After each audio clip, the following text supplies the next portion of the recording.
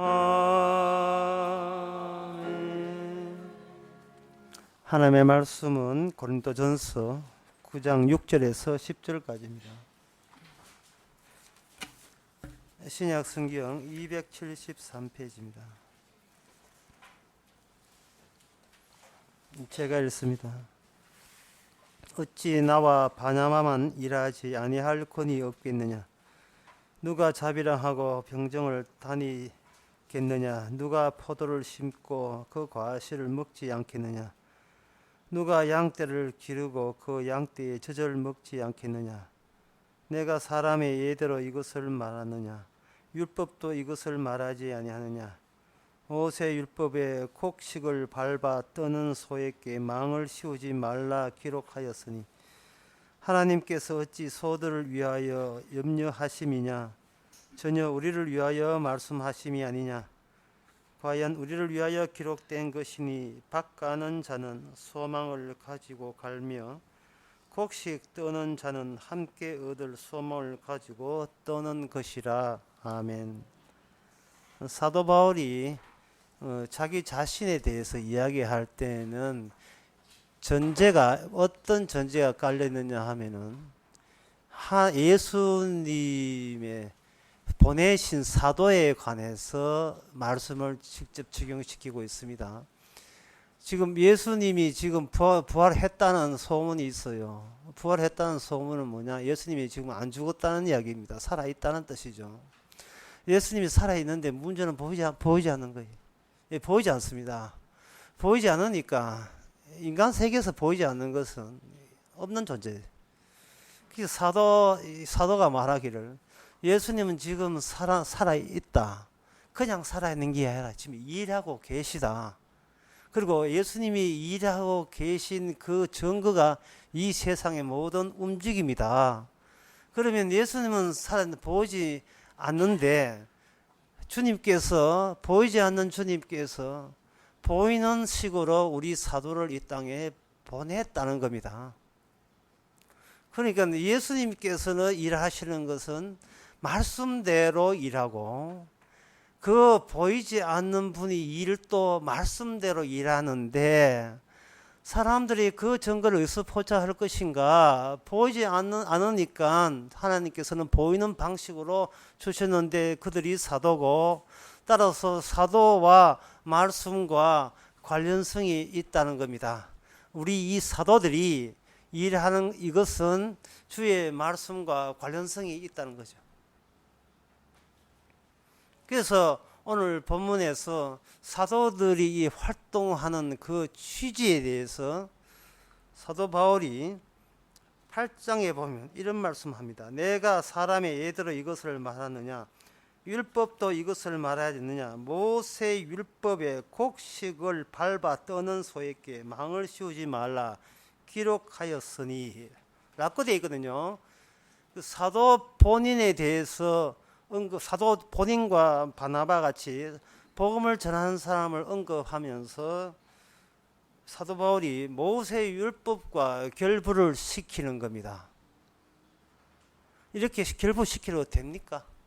우리가 알기로는 모든 말씀은 예수님과 연결시켜야지 사람한테 이렇게 연결시키면 안 된다는 것이 우리의 상식인데 사도 바울은 자신의 활동도 말씀과 관련 지을 수 있다라고 하시면서 그 모세 율법을 언급을 하고 있습니다. 이 모세 율법은 어디에 나오는 율법이냐 하면은 그 주보에 보면 나와 있죠. 신명기 25장 4절에 말씀에 나옵니다. 신명기라 하는 것은 어디서 줬느냐 하면은 옛날에 그 이스라엘 백성들이 그 광야, 그렇게 다 가나안 땅이죠. 광야 또는 가나안 땅. 그 약속의 땅에 필요하다고 준 겁니다. 그 약속의 땅이라는 가치가 뭐냐 하면은 약속의 땅의 특징이 그냥 땅이 아니에요. 약속의 땅이라 하는 것은 약속의 땅 말고 왜 다른 땅, 모든 땅에 대한 가치와 대립이 되는, 대조가 되는 의미가 피어나는 땅이 약속의 땅입니다. 약속의 땅은 땅에 위하여 말씀을 줬다는 것은 약속의 땅에서 나오는 그 말씀 해석은 약속의 땅 외의 모든 세계에 대한 고발적 의미를 갖고 있다 이 말이에요. 그래서 이 약속의 땅에서 벌어진 그 말씀의 마지막 최종적인 모습이 다 이루었다 했던 십자가거든요. 그래서 십자가 사건은 기존에 있는 모든 인간들이 신을 찾는 그것을 거부합니다. 거절합니다. 인간이 인간대 어디 교제를 할 때는 말만 이렇게 편하게 하면 좋은 교제가 되는데, 인간이 각양 재물과 헌금을 가지고 한편 나오게 되면 신에게 기뻐하다고 기뻐할 것이다. 내가 이만큼 정성과 예물을 드리면 기뻐할 것이다고 드려봤자 신이 안 받아요. 왜? 십자가가 가로막히기 때문에 튕겨 나온다고요. 튕겨 나와버려요. 예배당에 가지고 예배 드리면 영광 받을 것이다. 그거는 이 생각이고, 십자가 사건이 그걸 튕겨내요. 이게 어디 이건 또 주제 파악도 안 돼. 말씀의 완성은 십자가지 너의 정성이 아니다 이 말이죠. 너의 찬양이 아니에요. 너의 성이고 아니고 너의 착함도 아니란 말이죠. 십자가가 이거 튕겨내버려요. 저리가 하고 밀어내요.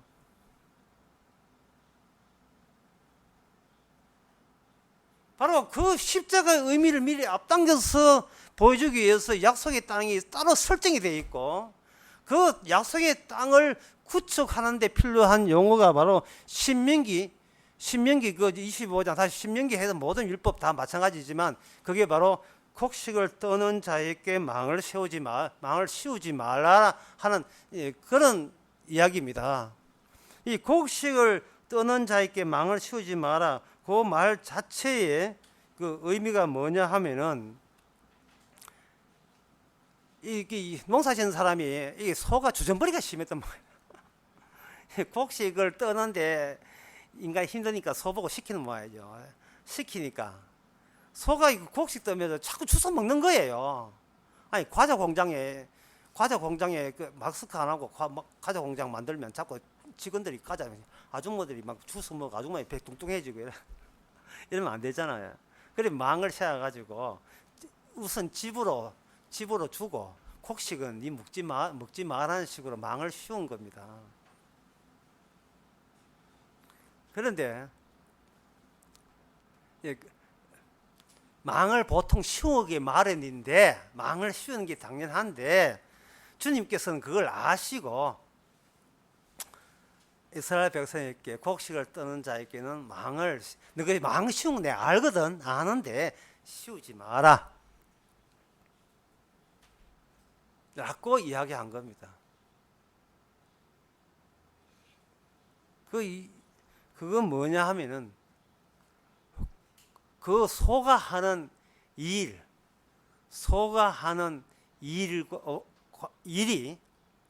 너희를 먹여 살리는 곡식을 생산하는 일이 된다는 거죠. 그래서 어떻게 하느냐 하면은, 여기 10절에 보면, 과연 우리를 위하여 기록된 것이니 밭 가는 자는 소망을 가지고 갈며 곡식 떠는 자와 함께 소망을 가지고 떠는 것이라.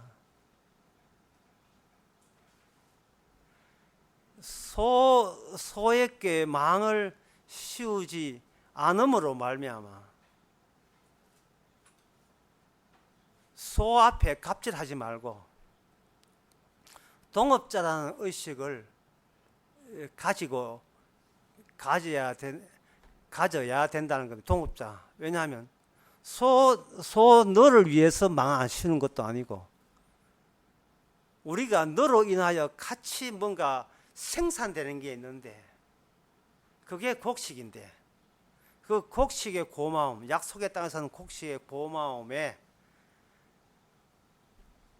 내가 너에게 그를 적일 수 있는 그러한 여유를, 그런 여건을 같이 누리도록 해주겠다. 하는 식으로 이렇게 이해를 하는 거예요. 그저 하나님께서 지금 소나 우리나 지금 하는 일이 하나님이 주시는 일에 함께 참여하고 있다는 그런 소망과 즐거움이 같이 누리자, 이런 겁니다. 한쪽이 막 소는 그렇게 부르기며 하고 이러지 말고, 예, 당신이 한 소야 우리 다 같이 좀 중요한 고마운 것의 혜택을 입고 있다는 것을 같이 받아들이자 라는 식으로 신명기에서는 그렇게, 신명기는 그런 취지로 말씀을 줬다는 거죠. 신명기에. 근데 신명기의 약속의 땅에서 소도 그냥 네 밑에 있는 소라고 하지 말고 주님이 주신 소, 그리고 거기에 나오는 모든 곡식도 하나님께서 약속의 땅에서 나오는 곡식 자체 속에 하나하나에 하나님의 자비와 은혜가 포함되어 있기 때문에 하나님께서 이처럼 우리한테 소를 부리는 은혜를 주셨구나, 같이 즐거워하자는 그런 취지로 율법을 준 거예요. 그런데 이것이 신약 성경에 오게 되게 되면 이 신약 성경에는 어떻게 이해해야 되느냐 하는 거죠. 이해해야 될 때 여기 문제는 여기 곡식이 문제거든요. 이 곡식이 뭐냐 하면은 구약에서는, 약속의 땅에서는 먹고 사는 양식을 곡식으로 했는데 여기 곡식은 뭐냐 하면은 생명의 원천입니다. 그러니까 밥 먹고 살아도 죽으면 그거는 곡식이 아니에요. 재산이 수천억 되는데 지옥 가면 그거는 곡식이 아닙니다. 지금 사도가 뭐예요? 설교 다시 할까요? 사도라 하는 것은 보이지 않는 하나님께서 말씀대로 일을 시키는데, 일을 시켜서 일하는 자들이 사도예요. 사도는 사람에게 보이고 주님은 안 보이는 겁니다. 근데 사람들은 주님이 안 보이기 때문에 시답지 않게 이고, 주님 뭐 안 보이는데 뭐 옛날 사람이지. 근데 사도가 말하는 거 아니야. 주님이 보낸 자들이 우리잖아. 주님이 보낸 자가 우리인데 우리가 어떤 식으로 일하냐 하면 옛날 신명기 25장 4절에 나오는 그런 취지에 따라서 우리는 소처럼 주님께서 부름을 받는 입장에서 지금 일하고 있으니까 너희들 눈에 우리 눈이 보이잖아. 우리 얼굴이 보이지. 보이니까 주님은 안 계신 게 아니고 우리가 지금 살아 있잖아. 있으니까 주님 살아 계신 거야. 지금 말씀대로 세상이 움직이고 있는 거야 라고 이렇게 이야기하고 있는 거예요. 근데 지금 사도가 나온 입에서 나온 게 뭐냐 하면은 바로 곡식이 나온다 이 말이죠. 곡식이 나오니까 이거는 너희들이 취직해가지고 너희들이 자아배가 버리는 그런 돈, 그 돈하고 비교하지 말라는 거예요. 그딴 먹어도 죽는 지옥 가는 그런 돈하고 비교하지 말라는 거예요. 사도에서 나오는 것은 지금 보이지 않는 하나님이 우리를 통해서 지금 우리 안에서 일하고 있어서 비로소 생산된 말씀의 영생의 곡식인데 그게 뭐냐? 생명의 원천이 되는 거예요. 생명의 원천.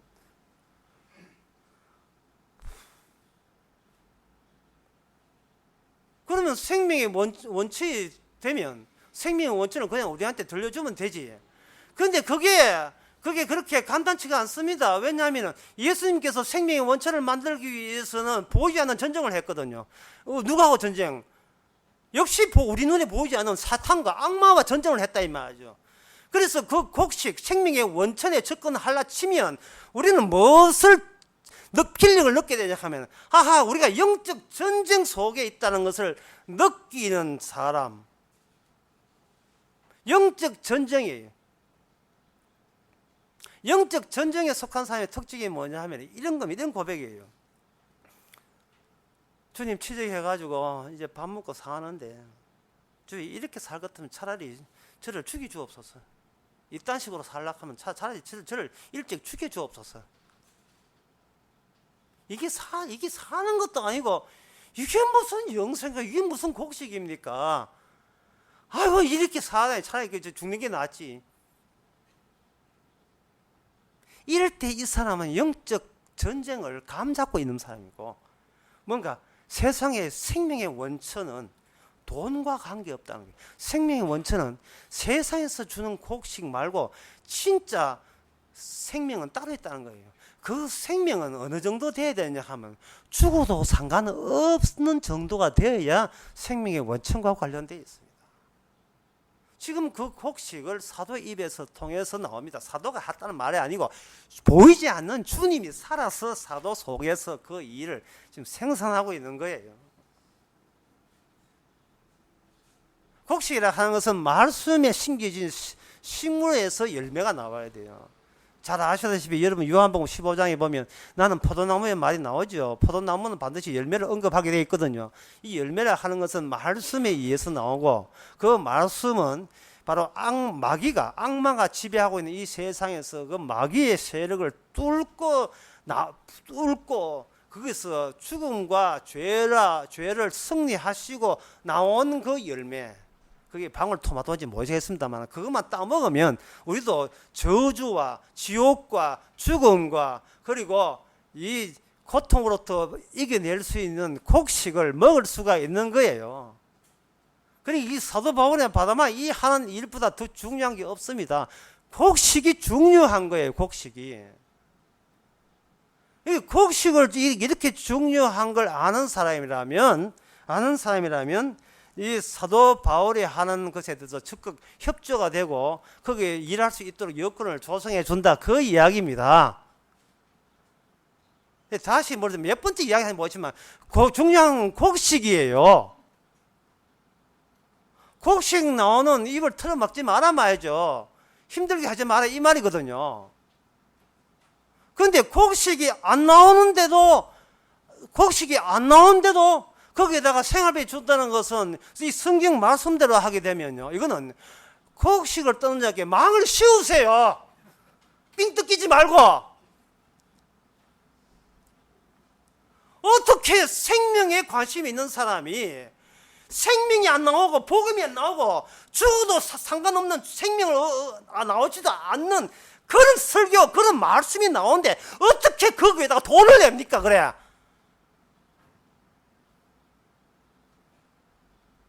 이 말씀이 얼마나, 이 말씀 본문 때문에 그동안 한국교회 200년 동안 얼마나 삥 뜯겼어요. 삥 뜯겼다고. 지금도 삥 뜯고 있어요. 지금도. 종로 5가의 광장 시작에 김기대장이라는 인간이 있어가지고 상인들에서 3천에서 5천원 삥 뜯고 있었다는 거예요.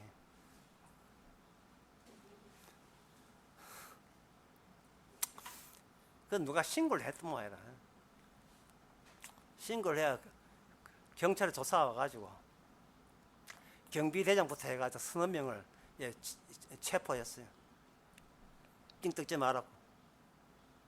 그 상인들이 그동안 수년 동안 그걸 당했는데도 왜 말 못하느냐.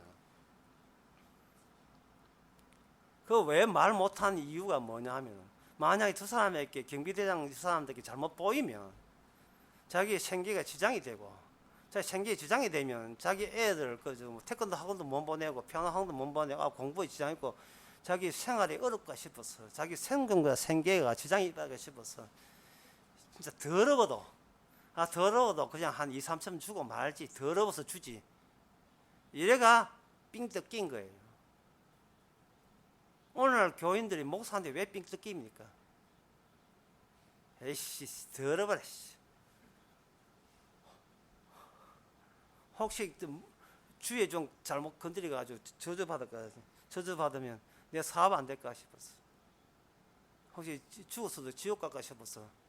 겁나서 삥 뜯기거든. 근데 그 사람들이 뭘 이야기하냐면 이 고린도전서 이 본문을 이용해요.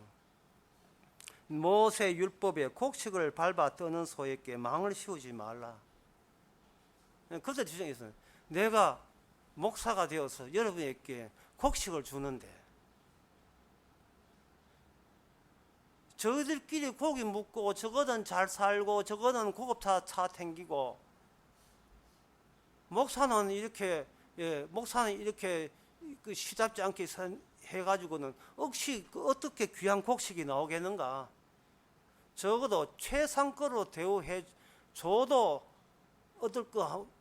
어떨지 하는 모임인데, 너 장로들은 너끼리 잘 먹고 잘 살고 호텔 댕기고 골프 치고 하면서 자기 교회 목사는 이렇게 천대해가지고 그래가지고 주의 저주 안 받지 싶어? 분명히 너희들이 성경 말씀들을 믿는다면 여기 오늘 본문 신명기 말씀인 오늘 본문처럼 곡식을 떠는 밟았던 자에게 망을 씌우지 말라 하는 것처럼 목사가 필요한 모든 생활 것은 전부 다 달란 데도 다 줘야지. 세미나 가면 세미나 비용 차비부터 해가지고 다 줘야지. 그래가지고 어떻게 영생을 얻기를 원하느냐. 나는 지금 터무니없는 소리 하는 게 아니야. 성경에 사도 바울이 하는 너희들이 믿는다는 예수님의 말씀 성경대로 이야기하고 있으니까 내 나라. 이거 종로 5가 광장시나 경비대장입니다. 이 경비대장이에요. 이 삥 뜯긴 거예요. 이 양아치예요. 양아치는 누구한테 이렇게 삥을 뜨느냐 하면은 생존의 생명의 원천에 관심 없고 생존의 원천에 관심 있는 교인들한테는 꼭 있던 양아치들이 와서 삥 뜯게 돼 있습니다.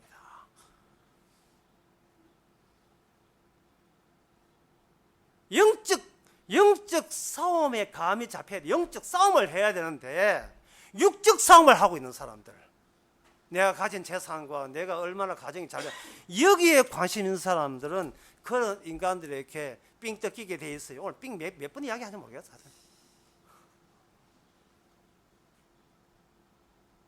도대체 얼마나 속해야 되겠어? 얼마나 속아 넘어가야 되겠어? 도대체가. 예? 지금 이 시간도 돼서 지금 예배 시간 11시 반 이 시간도 좀 속고 있어요. 이 시간도.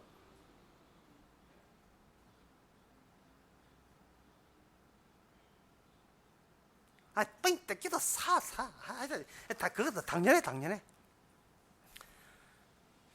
제가 정리해 드리겠습니다. 예. 정리한 게 제 주특기니까 정리해 드리겠습니다. 소, 일꾼, 곡식. 요 개념은 예수님이 등장하면서 거기서 이 소, 일꾼 개념이 이미 신명기에 나오는 율법 개념은 예수님이 그걸 일괄적으로 가져가가지고 순서를 잘 들어요. 순서를. 신명기에 있는 모든 말씀을 우리가 이해하라는 게 아니고 예수님이 가져가셔가지고 십자가에 올라갑니다. 올라가면서 그냥 올라가는 게 아니고 기존의 바리새인과 사두개인들이 사용하는 소일꾼 곡식 개념과 대조를 이루면서 전혀 납득이 안, 그들 입장에서는 예수님이 주신 납득이 안 되고 이해가 안 되는 방식으로 개념을 가져가서 십자가에서 그걸 다 완성을 하시고, 그렇게 대조가 되고 인간으로서 납득이 안 되는 방식으로 주님 성령 오실 때, 부활하셔서 성령 보내실 때 십자가에서 완성된 개념으로 다시 우리에게, 성도에게 찾아오십니다. 찾아오시게 되면 우리 속에 기존에 남아있는, 기존의 육적인 곳에 남아있는 하나님의 말씀을 볼 때 내 조화롭고 봤던 그 해석과 성령을 통해서 새로 주입진 해석이 여기에 날카롭게 충돌을 일으키고 스파크가 일어나는데, 그 스파크가 중요한 시기에 그 스파크가 바로 십자가의 구원의 능력입니다. 그 스파크가, 야, 나같이 지 맘대로 내 멋대로 해석하는 인간도 십자가의 영능력으로 구원이 되었구나. 나 같은 나쁜 인간도, 나밖에 모르는 내 살궁리만 챙기고 하나님 어떻게 이용해먹고 그냥 생계나 생존이나 연장해볼까 하는 이 욕심쟁이도 진짜 성경 말씀을 해석한 그 해석에서 입각한 죄의 용서의 능력으로 내가 구원을 받았구나. 그게 바로 지금 주님께서 사도를 보내셔서 하시는 그 작업이에요. 그 작업입니다.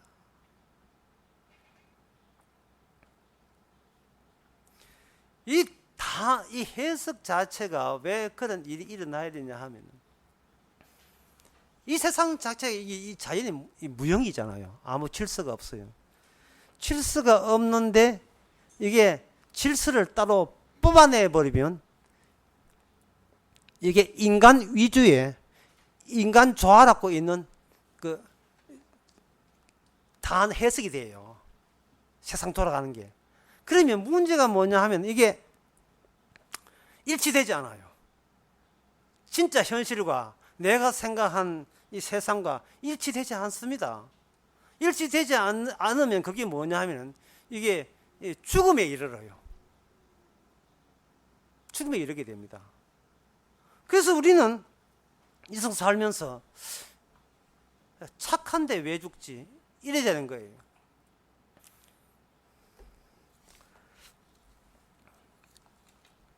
에베소서 6장에 보면 참 그런 방금 제가 한 이야기를 잘 염두에 두세요. 내가 착한데 왜 죽지? 그걸 염두에 두세요. 내가 착한데 왜 매사가 내 뜻대로 안 되지? 이것을 염두에 두시고 뭐 염두에 둘 것도 없어. 우리는 평소에 늘 그런 식으로 살아가니까 착한데 날씨가 왜 덥지? 뭐 이런 식으로. 에베소서 6장을 생각해 보면 마지막 때에 사도 바울은 마귀의 괴계를 능히 대적하기 위해서 전신갑주를 입어라. 전신갑주를 입어라. 더운 데다가 또 갑옷 입으래. 더운데. 우리의 실험은 혈과 육에 관한 것이 아니요. 자, 사도 바울이 이 이야기를 왜 합니까? 우리는 이 말씀을 보기 전에 우리의 생각은 뭐냐 하면은요. 이제 지금 세 번째 이야기예요. 착한데 왜 내 뜻대로 안 돼? 이거는 내가 착하잖아요. 내가 착한데 왜 매사가 내 뜻대로 안 되느냐? 나 착한데 성실한데 게을러서 매 맞고 나쁜 짓 해서 벌 받는 것은 내가 이해되는데 성실하고 착한데 왜 모든 매사가 내 뜻대로 안 되느냐 이 말이죠. 뭐를 입지를 안 했어요. 복음의 옷을 입지를 안 했거든요. 그 이제 복음의 옷 그딴 거 왜 입는데? 왜 입어야 되는데? 그 왜 입어야 되는지 설명해 드릴까요? 그 복음에 왜 입어야 되는데요? 설교 다시 하겠습니다. 하나님의 말씀은 대표를 해가 가나안 약속의 땅에다가 말씀을 줬어요. 다른 민족에다가 빗뿌리 준 게 아니고 다른 민족 주지 않으면 약속의 땅을 벌 줬거든요. 약속의 땅에서 피어나는 의미는 약속의 땅 외에 다른 민족, 다른 지역에 있는 인간들의 의미와 대조를 이룬다니까. 대조를 이루면서 대표적 의미가 돼요. 대조를 이뤄요. 대조를 이루면서 하나님께서는 이스라엘 백성들로 하여금 약속의 땅에서 만든 민족과 다른 주변에 있는 민족과 싸움을 벌리게 하시는 겁니다. 이게 사사기 해야 될 걸 미리 다. 이게 싸움이 벌어지는 거예요. 왜 싸움이 벌어지냐 하면은 니는 세상 잘못 보고 있다는 거예요. 생명의 원천을 모른다는 겁니다. 생명의 원천 어려우면 말 고칠게요. 내가 어디서 탄생했는가를 모른다는 거예요. 내가 인간입니까? 그럼 인간이 어디서 출발했습니까? 어디서 태어났는데요? 나의 출처를 모른다는 게 나의 출처를. 너희들은 너의 출처를 모른다는 거예요. 근데 우리는 안다는 겁니다. 이방인들이 네가 뭔데 너희들은 인간의 출처를 알아. 우리는 말씀을 받았거든요. 가나안 이스라엘 백성들은. 출처도 몰라. 어디로 인생이 어디로 끝난지 끝장나는 것도 몰라. 그냥 중간 부분만 밖에 모르는데 자기 자신이 어디서 출세한 것도 모르면 안 되잖아요. 지금 어디로 가는지도 모르고.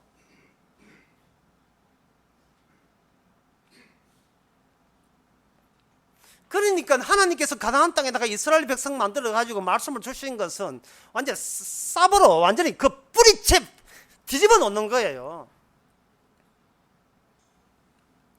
이방 나라는 말합니다.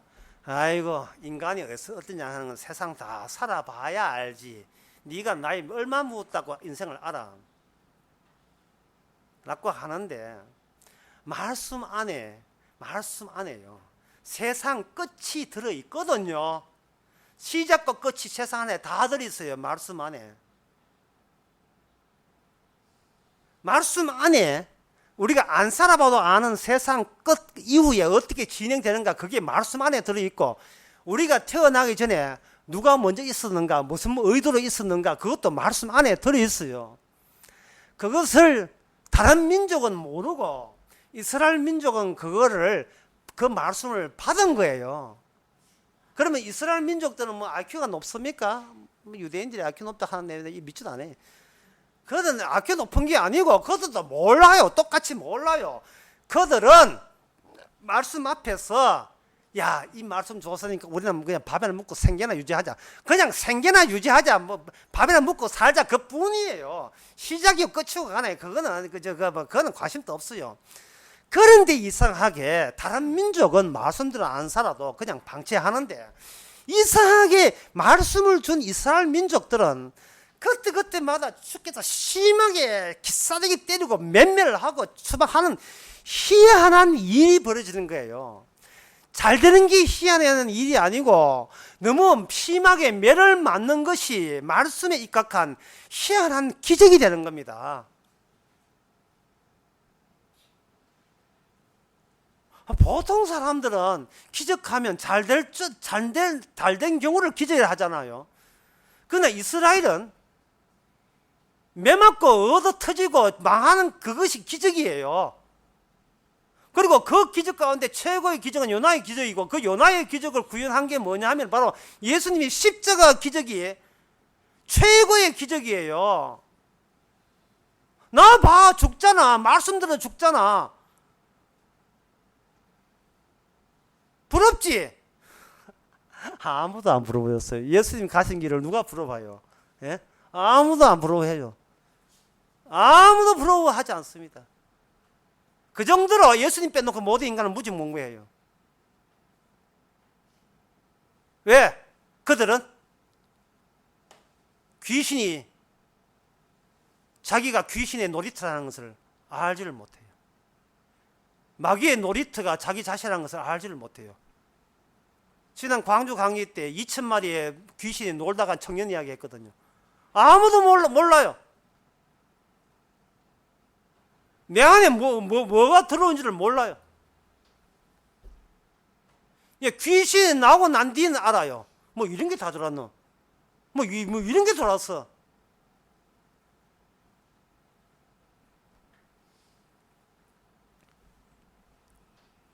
왜 인간은 모르느냐? 마귀가 말씀이 있는 것을 뚜껑을 단단히 닫았어요. 우물의 뚜껑이에요. 원래 말씀이 보이지 않는 세계의 입구거든요. 근데 말씀을 뚜껑을 닫아가지고 해서 그 뚜껑이 뭐냐? 선악과입니다. 선과 악의 뚜껑을 해가지고 완전히 마귀가 봉인을 해놨어요. 못 열도록.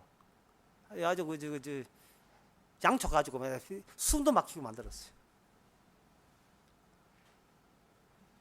모든 이 세상의 질서의 의미는 다 인간을 위함이다. 인간 자기의 편리를 위함이다. 인간 편리하게 사용하게 되면 그게 하나님의 복인 줄 알아라. 이런 식으로 봉인을 해놨어요.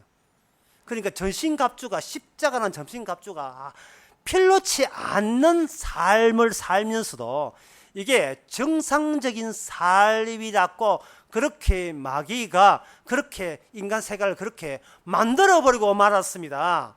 사도 바울이 고린도 에베소서 6장에서 우리의 싸움은 혈과 육이 아니고 공중 곳에 잡은 싸움이라는 말에 이게 불필요하게 만들어버리는 식으로 세상을 이런 식으로 인식을 그렇게 점령하고 말았어요. 마귀가 그렇게 한 겁니다. 왜 우리는 이걸 모르느냐? 아까 이야기했잖아요. 착하잖아요. 우리가 착하잖아요. 우리가 성실하잖아요. 이 말 하면 됐잖아요. 부모한테 효도하고 있잖아요. 남한테 해꾸지 안 하고 있잖아요. 이 말 하면 인간 아닙니까? 이 말 하면 성실한 인간, 착한 인간 맞잖아요. 착하면 복 주겠죠. 죽으면 천당 가겠고.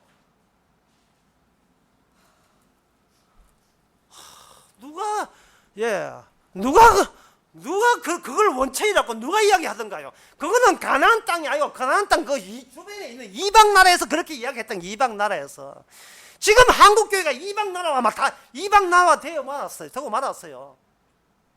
교회에서 이야기하는 게 뭡니까? 선악적인 윤리 도덕 이야기해요. 착하면 복 주고 착하면 나중에 선당 간다는 겁니다.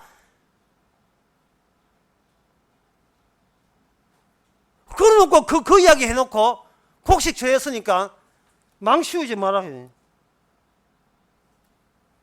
그게 삥 뜯기고.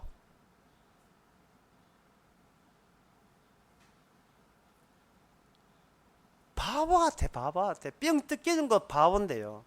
더 큰 바보는 더 큰 바보는 세상의 진리, 세상의 원천, 세상의 궁극적인 걸 찾겠다고 지가 지 혼자 톡을 파가지고 숨어 있는 인간. 아이, 그 세상 다 들어봐. 나는 내 혼자 살래. 이거는 더 바보예요.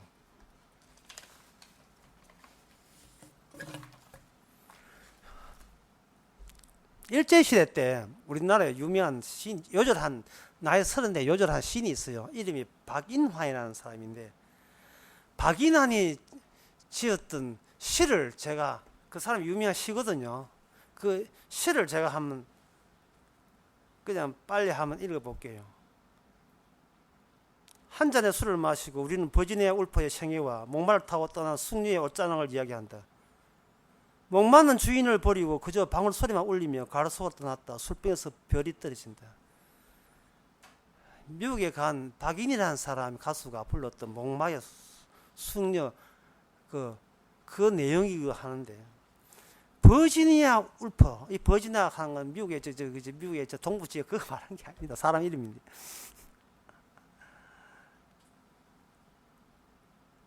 여잔데요. 결혼할 때 남편한테 하는 말이, 나 시집겠으니까 당신 공무원 그만둬라 하고 요구했던 여잔데, 그 정도로 네 사랑하면 내하고 결혼할 수 있다. 그걸 요구해서 결혼했더니면, 결혼생활 한 30년 하고 난 뒤에는 지는 포대기에다가 바위 담아가지고 바다에 빠져 죽었어요. 자살한 여자예요. 그 사람이 거의 최초로 페미니즘, 그 여성주의, 남성 중심주의 사회에서 반기를 들었던 유명한 여성이.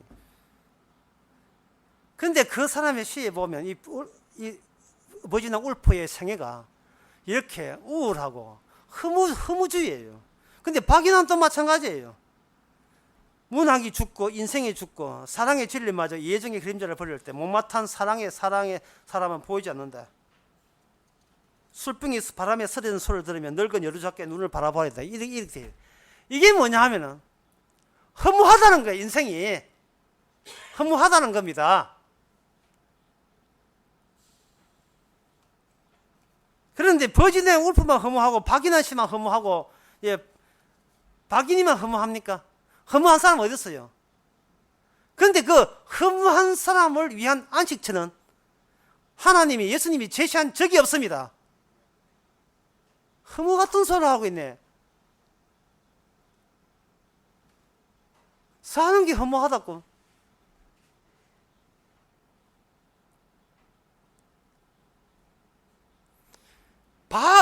허무한 것은 바보라서 그래요. 바보라서. 뭔가 마귀가 뚜껑을 닫았어요. 허무하다는 말 앞에 뭐가 붙은 줄 알아요? 나는 착한데 왜 허무하냐? 난 착한데. 난 그동안 착하게 살았는데 왜 허무하지? 그 착하다는 거,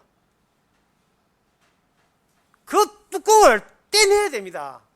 사도 바울은 안 착했던가요? 천하에 착한 율법에 흠이 없는 사람이었습니다. 그러나 그는 그 착함에 밀폐된 그 공간에서 그 뚜껑이 열리고 예수님이 직접 찾아왔어요.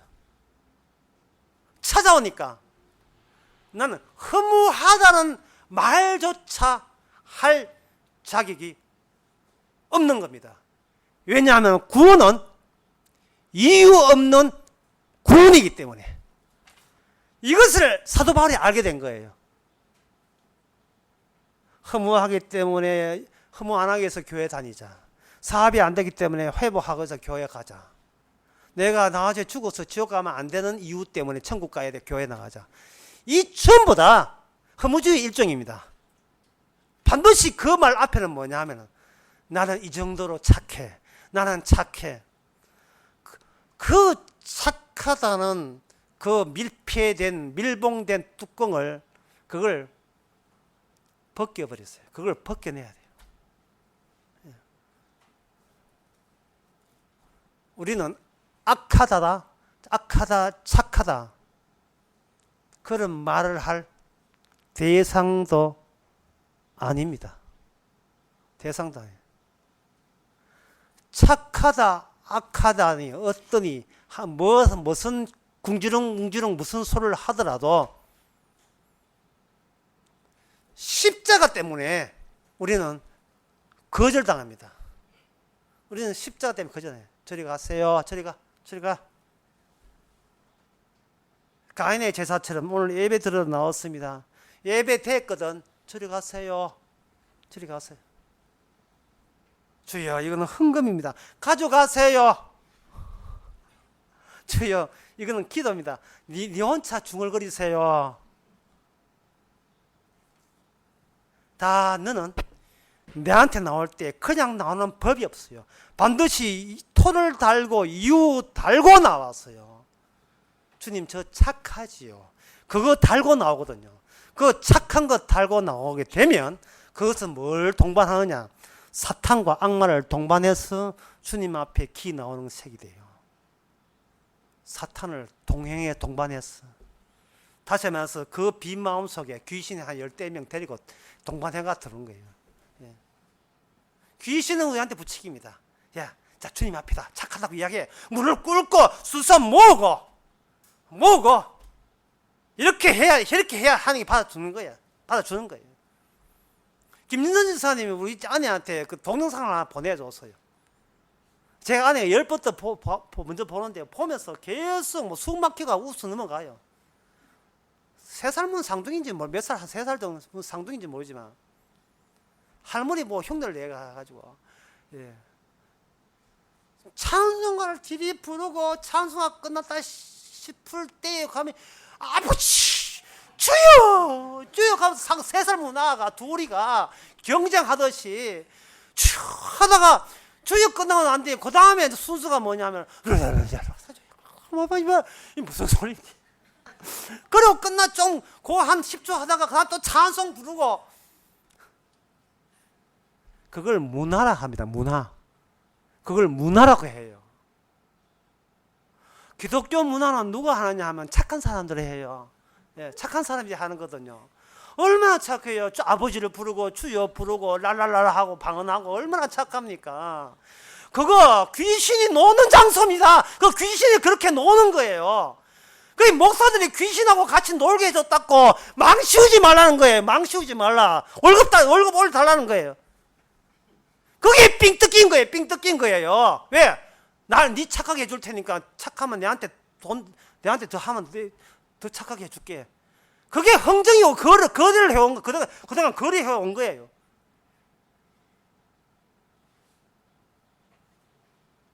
이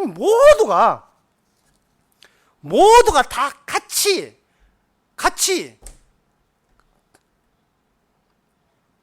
착함의 경쟁마당을 만든 겁니다. 하나님 있는 착함의 경쟁마당. 에베소서 6장에 나오는 그 십자가의 전신갑주라든지 복음이라는 그런 거, 십자가 복음이라 하는 것은 그런 건 없어요.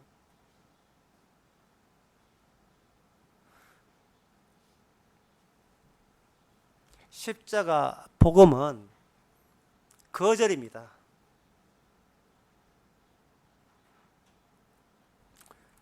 자, 그렇다면 이 본문에 사도 바울이 이 본문을 이야기할 때 결국은 예수님이 십자가의 복음을 전하는 취지와 동일한 효과로서 이 말씀을 주었으니까 이건 사도 바울의 사적인 이야기 아니고 십자가 복음에 관한 이야기를 고린도 전서 9장에 실어 놓은 거예요. 그렇게 보셔야 돼요. 그렇다면 사도 바울이 자신이 복음 전하는데 대우를 해달라는 그 취지는 그럼 뭐냐?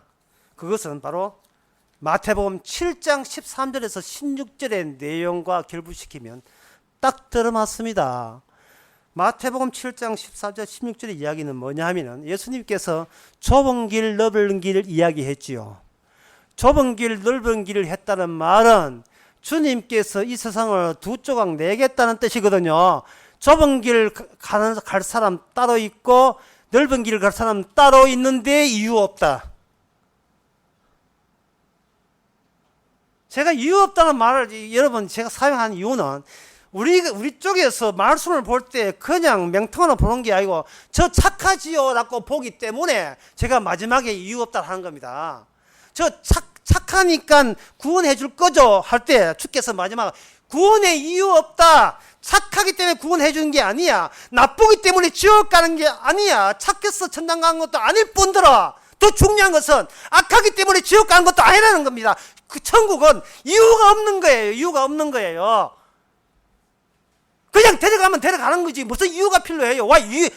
우리는 자꾸 이유를 찾아요. 취지를 찾아요. 착하니까 같이 살겠다고 데려가겠지. 자꾸 착함을 만들어내는 것은 그게 우리가 마귀의 놀이터기 때문에 자꾸 평소에 선악적인 버릇 때문에 그렇게 된 겁니다. 지금 목 아픈데 지금 왜 흥분하나 내가 참. 좀 한참 쉬고. 좁은 길, 넓은 길 가는데 주께서는 이유 없이 그냥 가요. 가는데 문제는 뭐냐 하면은 이 넓은 길을 가는 때에 이 거짓 선지자들이 있어요. 그래서 14절에 보면 그 뒤에 넓은 길 좁은 길 이야기하고 그 뒤에 거짓 선지자를 삼가라. 양의 옷을 입고 너에게 나오니 속에는 노략질하는 이르라. 아니 양의 옷을 입었는데 노략질하는지 왜 알아요? 이 옷 자체가 양의 옷인데. 그러니까 우리 보고 이건 뭐 지켜라는 말씀이 아니죠. 그냥 나 마귀 이래 하면 알아보겠는데 양의 옷을 쓰다니까요. 양의 옷을 옷에다가 여기에다가 예수 천당 이거 써놓으면 누가 알겠어요? 예수 천당 영어만 주의 종인 줄 알지. 저 사람이 곡식 떠는 소구나 대우해 주자. 이렇게 이게 속아 넘어갈 수 있다 이 말이죠.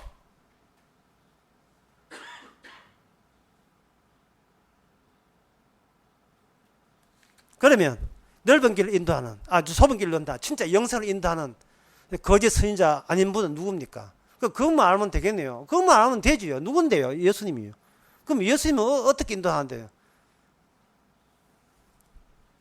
살지 말고 죽어라. 내가 살려줄게. 오늘 설교 결론 간단해요. 그딴 식으로 살지 마라.